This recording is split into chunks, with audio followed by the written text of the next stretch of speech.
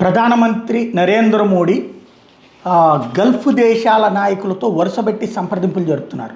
Saudi Arabia యువరాజు ప్రధానమంత్రి Mohammed bin సల్మాన్కి phone చేసి మాట్లాడారు, బహ్రెయిన్ రాజుతో మాట్లాడారు, దుబాయ్తోనూ మాట్లాడారు, సహ్యాన్తో కూడా వరుసపెట్టి అందరితో మాట్లాడుతున్నారు.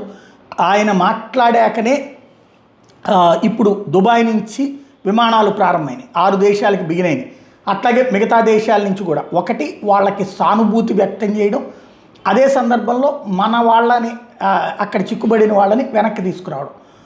ఇరాన్ విషయంలో ఏదైతే జరిగినటువంటి పరిణామాల్ని ఎక్స్ప్లెయిన్ చేయడం, అంటే ఇరాన్తో అక్కడ వాళ్ళు ఎంత ఇబ్బంది పడ్డారో కనుక్కోవడంతో పాటు వాళ్ళకి సంఘీభావం వ్యక్తం చేయడం.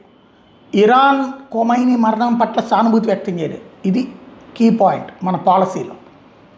ఇరాన్ మీద దాడిని ఖండించారు, ఇరాన్ మీద యుద్ధం చెయ్యొద్దు అంటున్నారు, అదే సందర్భంలో ఇరాన్ని యుద్ధం చేయొద్దు అంటున్నారు.